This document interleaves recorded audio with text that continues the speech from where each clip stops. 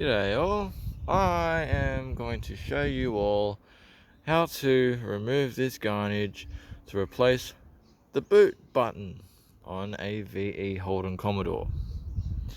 Now, no, I have already done the job myself and it was a pain in the ass. About an hour and a half of figuring it all out because there's no one else on the internet that knows how to fucking do a DIY video. So, this is my old button.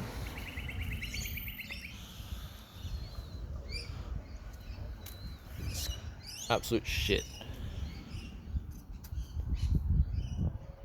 Now this is what you have to do in order to get this garnish off to replace that button.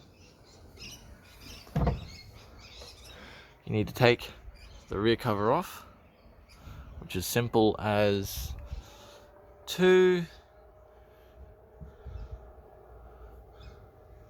T15 screws, just two of these, and they'll sit along your door handles, like the rear boot handles here. See the little markings here for them? Just two of those. Then you'll get a bunch of clips. Someone else has already been in the back of this, hence why these two were done so fucking tight they actually snapped on the garnish, on the inside of the garnish, so they're actually stuck there and free spun. So I'm not going to put those back on, the nuts back on them, because this has no real purpose. But you need to go 1, 2, 3, 4, 5, and 6. And on the outer edges, you'll have those two little clips. They'll clip, they'll hold the either end, either side. If I think will focus, what's going on here?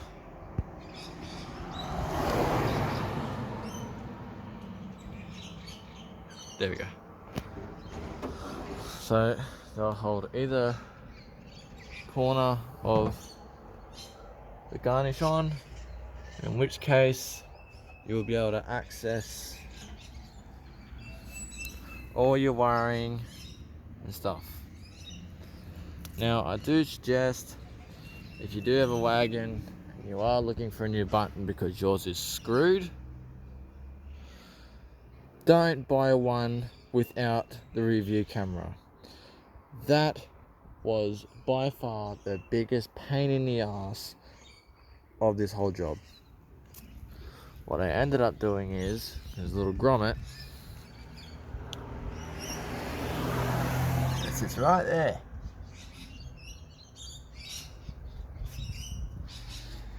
I ended up cutting both of them in half because I was either going to rip the fucking plugs. So I ended up cutting them in half, both of them. And then that one is siliconed back together. So it's got a little silicone inside here, so that stops water, dust, and all that shit getting in there. But yeah, once you do that, it's easy as pop it on, put all the clips together, and bang. Just before you pull the button out, make sure you look at how everything goes, because then you have wires here, there, and everywhere, and then you have the wires waiting to pop out on the top side of the garnish.